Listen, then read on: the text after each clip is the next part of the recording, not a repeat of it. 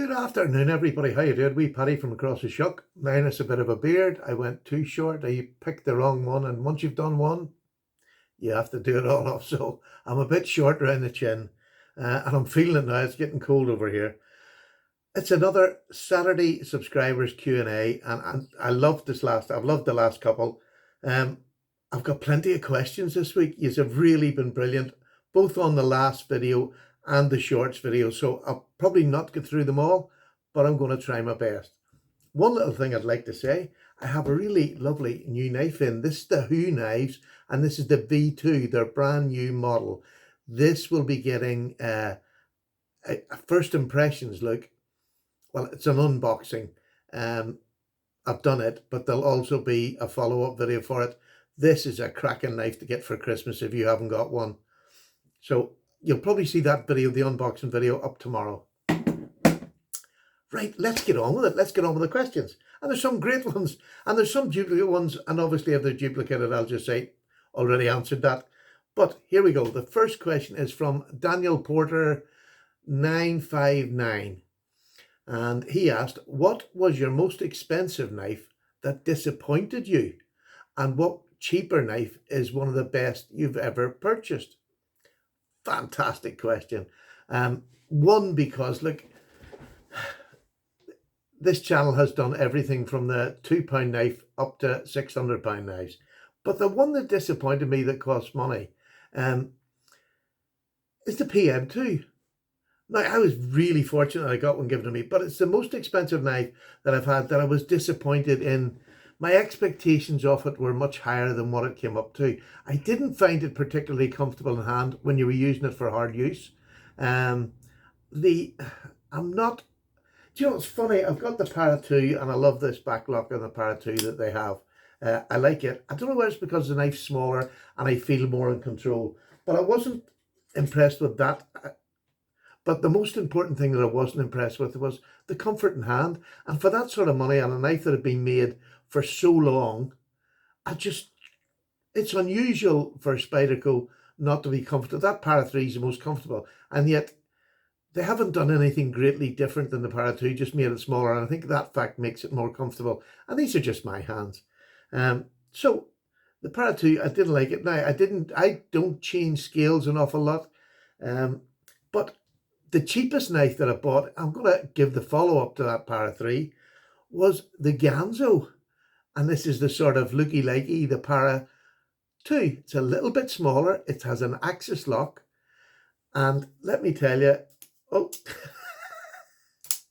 this is an absolutely fabulous. This is much more comfortable in the hand for longer tasks. The Para 2 is all right for audience, but it's a working knife. So when you're working hard with it, this is much more comfortable. It's much more chamfered around the edges. You can see there that the Para 2 didn't do. Being that little bit smaller than the Para 2, absolutely fantastic grip. The sneak up grip is absolutely beautiful. So that's probably my best budget knife. If you want, in the working knife category, if you like, 440C, all right, you know, it's not a super steel, but absolutely perfect for me. And I've kept this one. This is the original one I've had, I don't know, about 5.5 years now. It's just a cracking knife. I can't get rid of it because it's so good. The axis lock is perfect. Takes a while to wear in, or it used to with the older models. This is still the old models with the one bronze and the other is plastic. So took a while to wear them in, but you see, once they wear in, absolutely every bit as good as an axis lock, in my opinion. So that was a great question, Daniel. Thank you very much. And I'm going to get down. The next one we have is from Ed Barker 7069. Now, somebody had asked a few weeks ago of different UK knife companies, and there is quite a few out there. And to be honest, the one thing I will tell you, if you want to find new companies, you just go on to your internet and just type in at the top UK knife suppliers, UK knife companies, UK knife shops in the UK, and you'll get a huge amount. To be honest with you, and I think I'm the same for quite a lot of people, you get one or two or three that are good and you keep using them until somebody comes up with a much cheaper knife somewhere else and then you go and investigate. And it just builds up over time. So literally just go in. I could put lists down, but they're not all going to suit you. There's bushcraft shop knives that are fantastic. They'll do your bushcraft knives, but they also do, locking knives. They do flipper knives. They do the whole lot. So they're always worth going in to see if it's, and they don't do a huge variety, but they do ones that maybe you're looking for specifically. So really worth doing, and then just keeping them on your computer to go back into. Hope that's a bit clear. So, new subscriber. This is John Treble 8297. Just started pocket knife collecting. There are thousands to choose from, but I've decided to only collect UK pocket knives. I've answered this question. Literally just go on to Google, type it in, whatever you want. You'll get lots of different ones. You can scroll down for hours sometimes and just try ones that suit you. The biggest one that I promote, that I use and I can promote, is Moonraker, Heine Haynes, Fraymar Knives, who do the Jack Wolf knives, and Twisted Assisted, which is an online company that do UK legal knives. Now, they're not made in the UK, but it's a UK company. So that's the ones that I would use. But again, they're all on that. Just go on Google and find that out.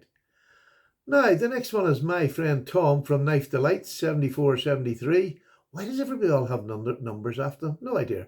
A question on knife laws. Are knife laws set by the EU for all member nations, or does each nation still make their own individual laws? Well, we're outside of the UK now, thankfully, but nothing against the people in the EU. I just want it out. But each nation makes their own knife laws, and they're all different. So if you're going to be traveling to anywhere in Europe, you need to specifically, especially if you're doing like a round trip and you're going to visit on holiday or business, 3 different parts, you need to find what each one is, because there is subtle differences in most of them. So there you go, Tom. I hope that answers your question. And to be honest with you, I don't know them for them all. That's why I'm not being more specific. I know the UK, the blade has to be non-locking, under 3 inches, cutting edge, and no flick knives, no nothing like that. You can't have anything like that. It's just basically 3-inch pen knives. So there you go. Silly, nanny state, said a million times before, but it's the way it is. It's just the way it is. And the way the world's going at the minute, with the youngsters out stabbing each other so often now, I'm nearly starting to agree that there has to be some sort of control, but I think this blanket control is not it. Right. Paddy, how would you say, sorry, this is from Ron Broders, 2287. I don't know where I should be reading that number. I don't think, well, maybe I have to. I'll do it anyway. Paddy, how would you say the Lansky Turnbox compares to the Spyderco Sharpmaker? I have the latter, but had I known about the Lansky at the time, I would have bought that one much cheaper, and it looks to work the same way. Well, this is just my opinion, Ron. I've got the Lansky Turnbox. I had both. I got rid of the Lansky. I've got the Lansky, but it's got the diamond stones and it's got the ceramic stones, and that's all I need. The diamond stone is not that strong that it'll not do a reprofiling job on a knife that's over, not even under S30V. It'll do them knives lovely. It will do S30V, but yeah, it does it. Yeah, I mean, it just does it. Maybe a little bit slower in doing it, but that's all it is. But you wouldn't want to go much higher than that with a Lansky or the Spyderco, in my opinion. I just think the Lansky for 20 quid is fantastic. You're doing exactly the same thing. You're keeping your hand straight, and all you're doing is moving it up and down. It really is easy to use. But I found that once I used them and I got used to getting an edge, I then wanted to change and learn how to hand sharpen.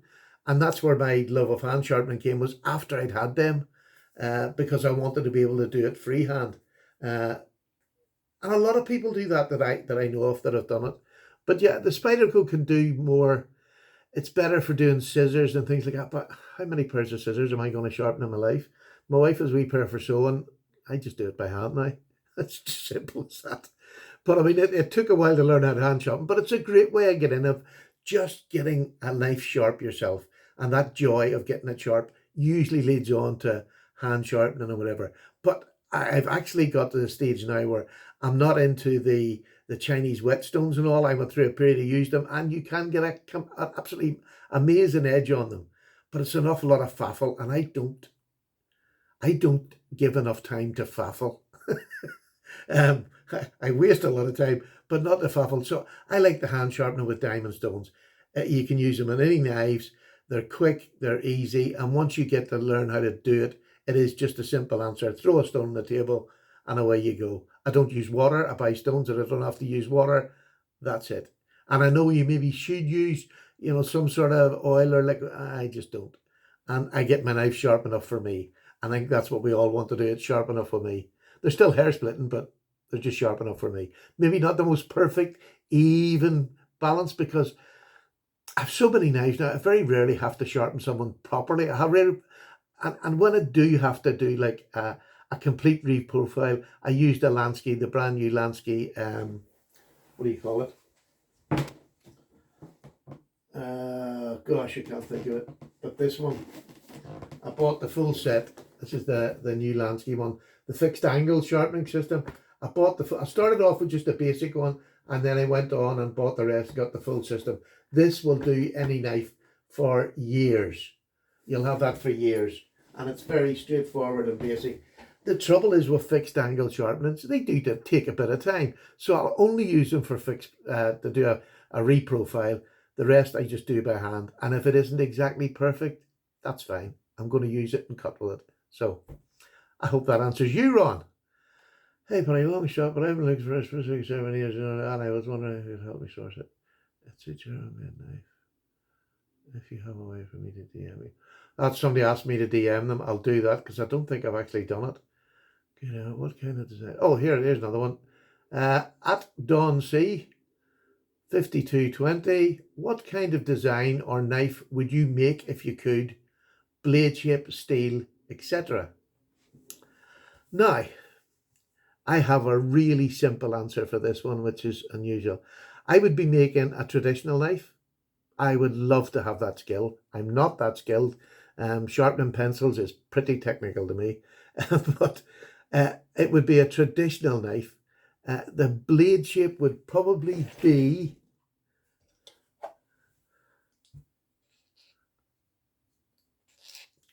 tough pull, and that's what I would have on it. It would be something like that. This is an Ashley Harrison custom. And when you get a custom made, is it not something that you really want that's not available out there, or you can't find it out there, so you want to get that? And this is what I would want. And this is an 01 tool steel. Ashley Harrison mostly does 01 tool steel, which is fantastic. I don't mind them getting a patina. It doesn't bother me in the slightest. It's a knife. I wouldn't be making a glamorous knife if that's any. I mean, this is glamorous, but I've quite a few of other Ashley knives that are just, well, here's one of my favorite knives that Ashley made. And it was the first one. It was my first custom ever. And this is an Ashley Harrison. This is, you can see the state of it. This is my work knife, my beater. It's an 01 tool steel. And the nice thing about Ashley, he doesn't overheat treat these because it's a work knife. It's meant to be a work knife. So it's 01 tool steel, which is a tough steel, but I think it's only about 56 to 58 Rockwell hardness. So it's dead easy to sharpen. That's what a work knife should be. So that's what I would, if I was to design it, it would be a work knife, but you can still have a work knife made with beautiful, that's bone dyed, which is beautiful. So yeah, that's what I would do. And yeah, steel would be something like 1095 01. I wouldn't be putting a fancy steel on it because it's too much of a bother to sharpen, especially if it's going to be a work knife and you're going to use it a lot. You don't want to come home from work and spend an hour sharpening a knife. So a tool steel that you can just stick it on either a strop, or you can just get a ceramic out and rehone your edge that you've used that day. That will be it. I hope that's complete. Look, if I've answered you a bit short and you want more information, please feel free to come back on and ask the question again, but say, Paddy, tell me it right this time. Do you have a dedicated fire knife for roasting marshmallows and hot dogs, or a wood stove knife? I have a wood stove, which I use regularly because when we go out in the car, we would often stop, especially during the summer, throw a few twigs in it and make a cup of tea at the side of the road. So I have that. As for a knife for roasting marshmallows, are you daft? No, I use a stick. Wet a stick, put it in through the hot dog and the marshmallow and put it in there. But if it's a knife to use with a wood stove, I use a Moira. And it's one of the old Moiras. What's it called now? Forgotten the name. It's one of the old Moiras. Really comfortable knife. It's been on my channel somewhere. I can't. What is the name of it? It's gone out of my head. But it's a really comfortable fat handled one that I do love for doing shavings or whatever for the fire. I hope that wasn't too cheeky, by the way. Dawn, thank you very much for your question. Is when I have how do I find a knife that doesn't? Yeah, that was another question.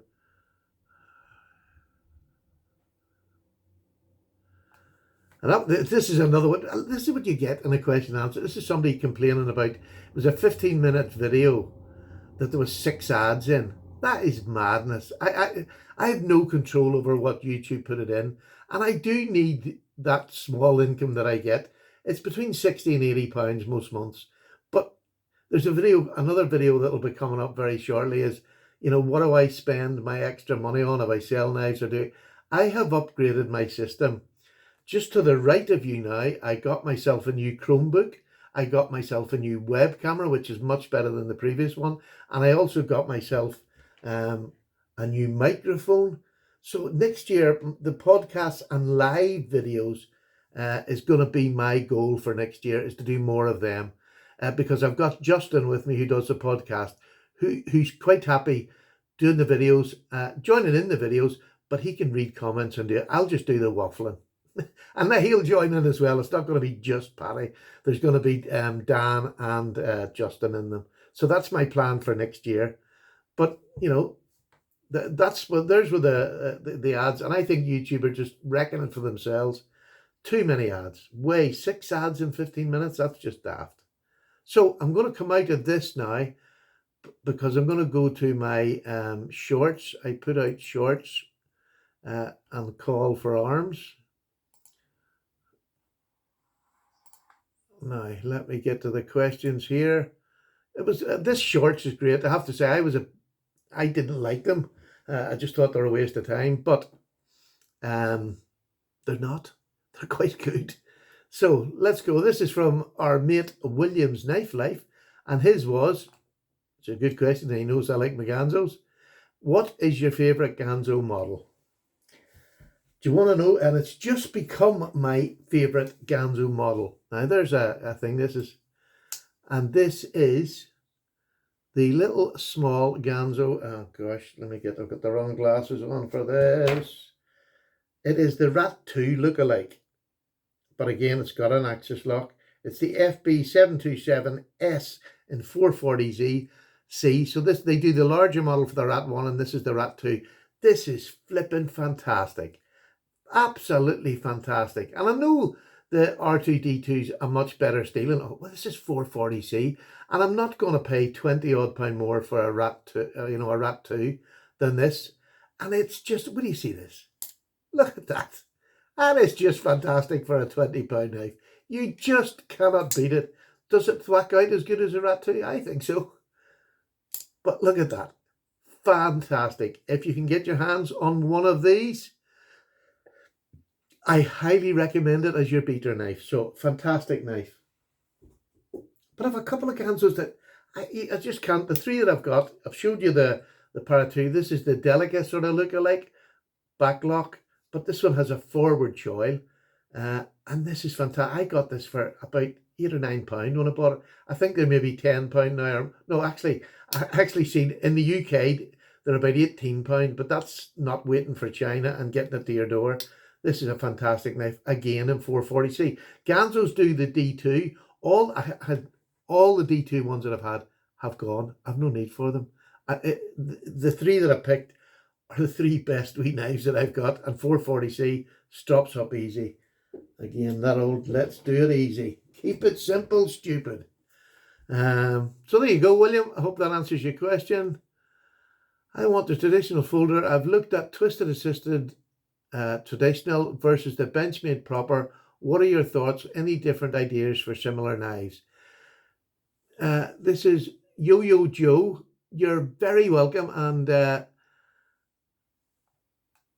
look, let me tell you, you see, as far as knives go, if you want to get into traditional folders, Jojo, it's just try Rough Rider. They're fantastic. Yes, they're cheap and they don't always have perfect fit and finish.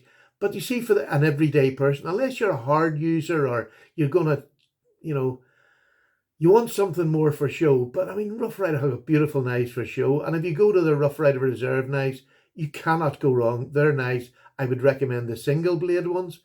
They are fantastic. But that knife, the traditional knife on Twisted Assisted, is fantastic. It really is a fantastic. Let me just show, for those of you that don't know, this is their traditional knife. And it's like a big, large Lanny's clip.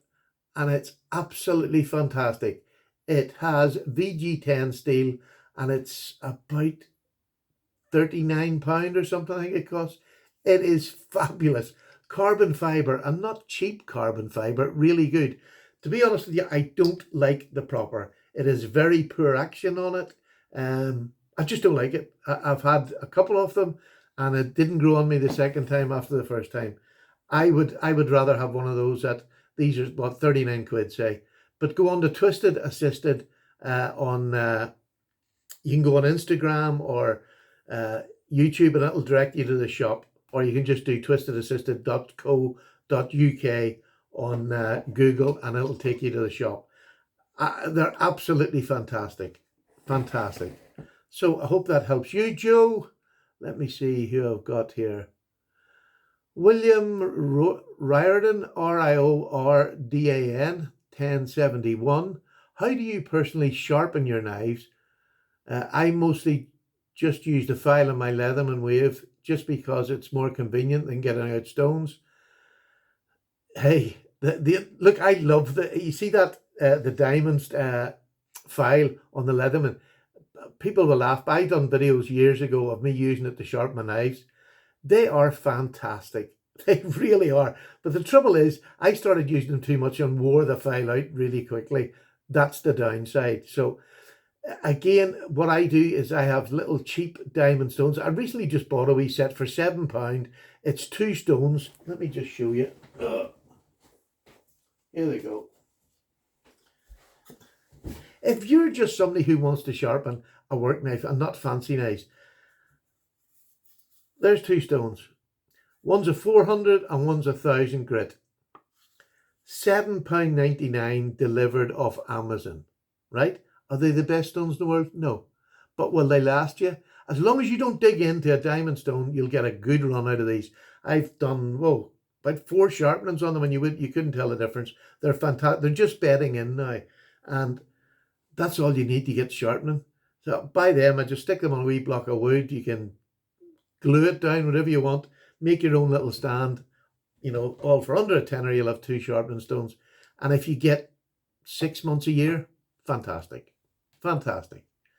So that's what I would suggest you do for at home. But the Leatherman Diamond is really great.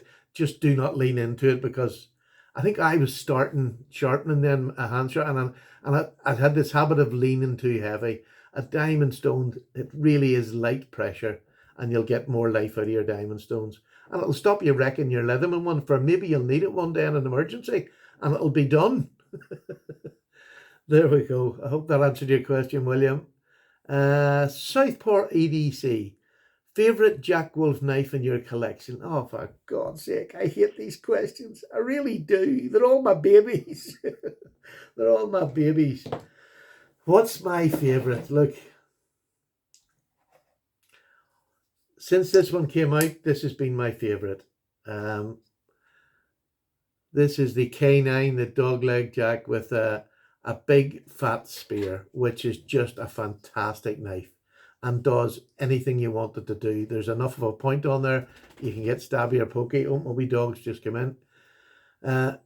But this has been my favourite. This handle shape looks wacky, but my God, when you get it in your hand, it's the most ergonomic knife. Perfect size, sort of 3 and 4. It's just a perfect size. Absolutely perfect. But it now has competition. It's had competition all along because every knife seems to get better. But this knife that's coming out this month is an oh no, this is not. This is last month's one. Um, this is just stunning. Absolutely stunning. And this was, what was this called? Good God, the Venom. This is the Venom Jack in that green jungle carbon fiber, which is just alive. It is beautiful. This blade shape, I just love it. Absolutely love it. So it's between them two. And can I pick? Do you know, I'm going to go with my Fat Spear just because it's been from it came out. I've just adored it and I haven't stopped adoring it. But this is up with it. I really do like this one. This month's one is, God, that's the trouble with Jack Wolf knives. They are flipping amazing. Look at that one with a big fat Wharncliffe. I don't know. They're my three favourite. They're my three favourites so far.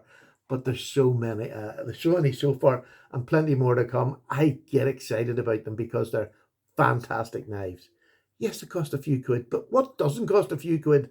You know, if you're a collector, you know what I mean? They're just fantastic Southpaw. So that's my three favourite so far. But I love them all. I haven't had a bad one. I haven't had one that I dislike yet. In any way. There we go. Right. Which knife did you use for the beard trim? Do you know, may as well I used a knife. I put the wrong wee clip on it, didn't have my glasses on, done the first got to about here and went, oh no, gone too short. Normally I have it a wee bit longer than this, but it'll do anyway. I'm definitely not Santa this year. In seriousness though, have you ever used a flip razor to shave or have an example of one of those in your collection? No, I've never used a flip razor. I don't shave. I think I've had my beard off maybe 4 or 5 times and started growing the next day. I don't like not having a beard on. And I've had a beard since I was 18 in the Navy, which you had to request to have. I'm going to show you a knife now that is the closest I've got. This again was it was a prototype that Ashley Harrison was doing. So it's custom knife.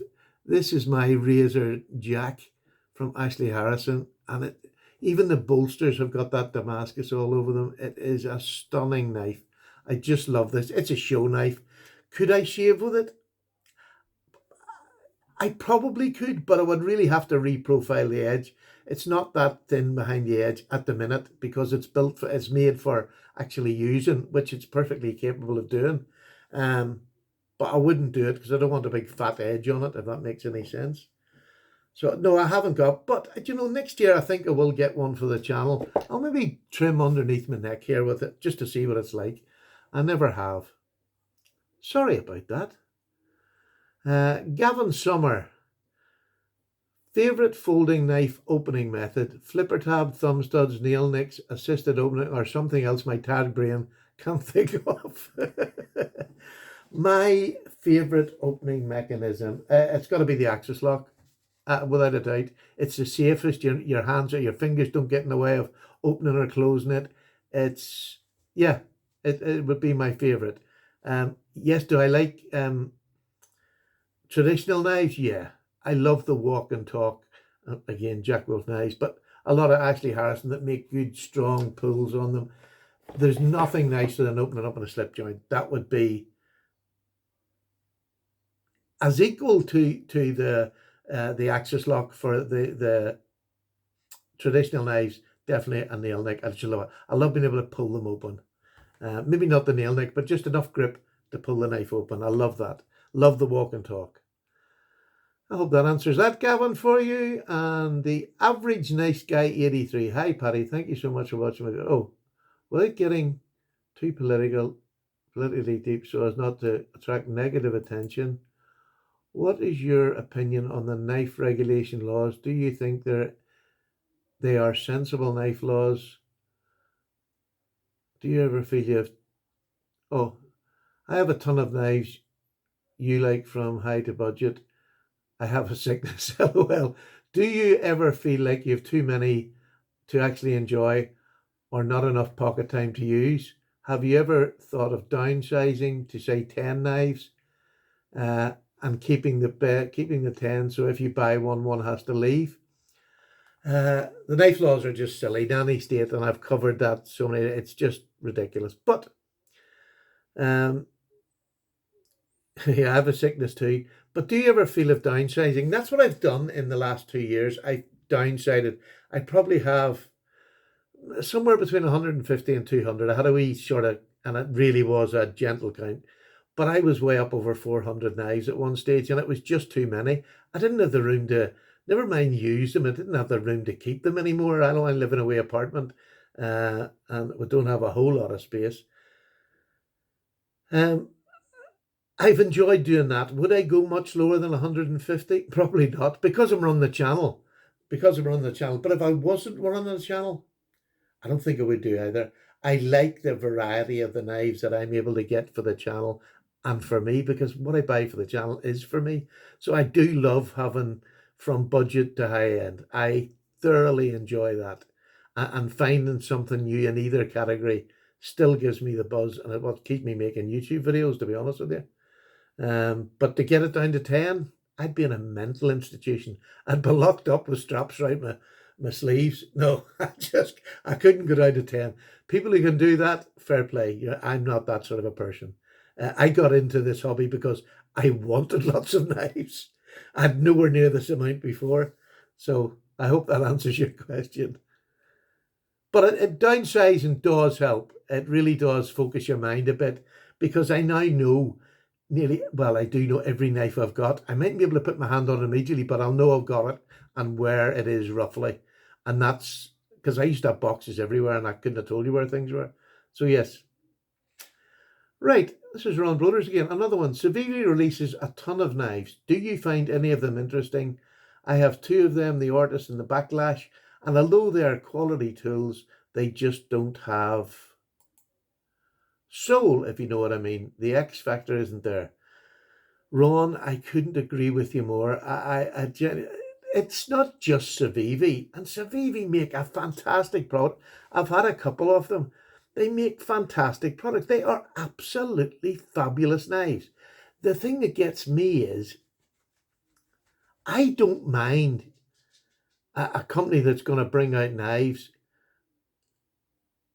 on a regular basis. That's fine. That's sales. If you're selling them, there's something great there. But I don't want to collect them because there's so many of them. Everybody's got them. I wouldn't find places to do reviews for them because it's nothing new coming to the channel, or it's not a knife soul. I just know they're factory shot out and that's it. They don't wait. They just fire them out. And I don't like that. I don't like that. Even the high end, commercial expensive knives are coming out at a speed that you would need 3 jobs to keep up with them. I can't keep up with them. So another thing with downsizing that I also done was I stopped worrying about buying expensive. If I've got the money, I'll buy one because I like them. But if I don't, I'm still quite happy having a budget knife. Yeah, but the X Factor, you're really right there. There's so many of them now. And then one company seems to bring one blade shape out or handle shape. And then all the other companies join it and bring that exact same knife out, which just takes away from any originality that the designer, who is obviously a clever man, designed for Civivi or whatever it is, but copies, getting so many different copies just kills it for me. And that's strange because slip joints are all copies. But the difference with slip joint is the handle materials, the blade materials, the blade shapes, the handle shapes are all exciting. Even though they're repetitive, they're exciting to me. So yes, I understand the meaning soul in knives, definitely. Dawn, here's another wee question from Dawn C. I know knives like the 940 and the Para 2 last year's. Some people have them for 20. Your thoughts on in your lives like Civivi, longevity, do you think they will last 20 years? Well, that's an add-on to that question. Do I think they'll last 20 years? No. Well, they'll not last in collections for 20 years. They'll well, I suppose, I don't know, because they're made of really good materials and good quality, they maybe will last, but I don't think people will want them in 20 years' time. Whereas I honestly believe in 20 years' time, you'll probably still be able to get the Benchmade 940 because it's got a purpose. It was a knife that was built for a farmer. It's a knife that can do any task you like, but yet it's small enough.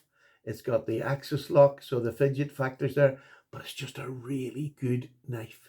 Really good knife. So I think that will still be around, like the Para 3 or Para 2 if you. I like the Para 3. There's the Para 2. There's plenty out there that'll last and have lasted 20 years. But no, I don't see the Civivi being held in the same respect as they do. Again, all these are just my opinion. I don't know how long I've been going for. 35 minutes. Good. I've only got a couple more. I'll just go to the end anyway. Rasalom, RASALOM 83. Hi, Paddy. What is your opinion of Sandvik steel? Fantastic. Great steel. Really, really steel.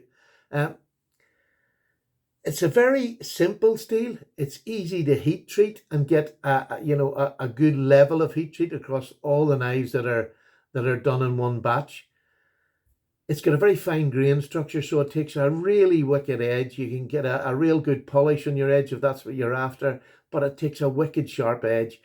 Does it last as long as the super steels? No, but again, if you can sharpen your knives, that we've already talked about, if you can sharpen your knives, Sandvik is a fantastic budget steel. And that's it. It really is good. I would have no problems. Well, I have plenty of Sandvik steel in there that I love. Really do. Like, you talk about steels, and a lot of times I hear, I want the latest steel and all. But if you go to the custom knife makers, and the high-end custom knife makers still use 154 cm, which is just about VG10. ABL, I mean, they use also them, the older steels, but it's because they're good, and the good thing about them is they sharpen easy, they strop easy, they produce the most gorgeous mirror finish. So why do they do that? Because they're selling knives that they want to look good and are easy to sharpen. People enjoy them when they're using them. They don't want to put some maximum on it that hardly anybody can sharpen unless you're into sharpening. Now, next one. Can you hear the show? Oh, my question. This is from Burex, Beaurex 4756, and his question is: are Chinese-made slip joints worth $300? Yes, if they're good. Any make of knife's worth the money that it's asked for if the knife's good. Yeah, that's a simple answer. I could get all political, but I'm not going to, because there's nothing wrong with a well-made Chinese knife. In fact, they're outdoing most of the other countries in the world for their high-end production knives. Just fact. It's just fact. So, yeah, I can say nothing but yes, if it's worth £300 or $300, it's worth $300 to you, because whoever's buying them only buys it if he thinks it's worth that. I mean, we all have different views on what money's worth, and we all have different views what worth is. So if the money and the worth to you is $300, you'll pay for it. Dead simple. And much more, a lot of people will pay. Much, much more. Now, Stephen Pinnett, 1987. If you had to keep one fixed blade and one folder, what would they be? Gosh. Never thought of a fixed blade. One fixed blade and one folder, what would they be? Bloomin' heck, that's a hard question. The fixed blade, what would I keep as a fixed blade? Do you know, probably my more robust. The names just come to me. I have a more robust, and I've had it for 15 years. It's the old model with a really comfortable big handle, a little bit thicker in the blade stock. Not that much, but it's thicker. I have it modded out with a fire steel. I have tape around it. I have all sorts, and I just love it. It's probably 20 quid, but a fantastic knife. I really do love it, because the fact that if you're keeping something for life means that something's gone wrong. I don't have any big expensive fixed blades that I'm over enamored with. There's a new one coming out this year, next month, by March anyway, from Twisted Assisted, which is a little small one you can put on your belt, sideways draw, and it's a real sturdy little small knife. Because if it was the shit hit the fan, sir, sort of, can't get the word out. If it's the shit hit the fan time,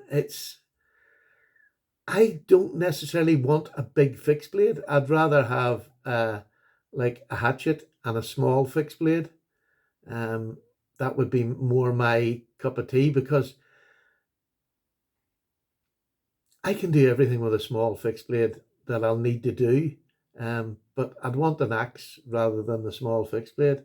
And one folder, without a shadow of a doubt, it would be, where have I got it now? I can't remember. Stephen, where have you put your folder? Absolutely gone now. What have I done with my folder? Where is my... I have to find this now, sorry. Where is it? Oh, it's sitting beside me. I thought I lost it. My hinderer, and this is the Slippy, and this would definitely be the folder I would want. It's a slip joint, there's less can go wrong with it. It's in 20 CV, it'll last me as long as I'll ever need, most of a day anyway. But it's easy to sharpen. 20 CV is nice and easy to sharpen. And it's high enough up that grade of super steel that I'd be comfortable having it. This is just the perfect folding knife, in my opinion. And I've had dearer ones and all sorts, but this is the one that if I could choose to keep, it would be this one. So there you go. There's my answer to that. I hope that suited you. Well, we've come to the end. Stephen, thank you very much for your question. Thank you everybody to the question.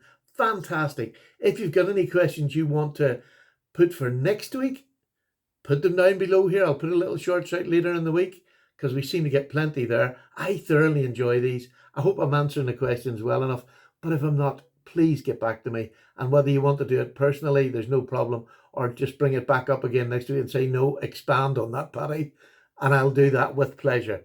There's no question. You get my opinion, and that's it.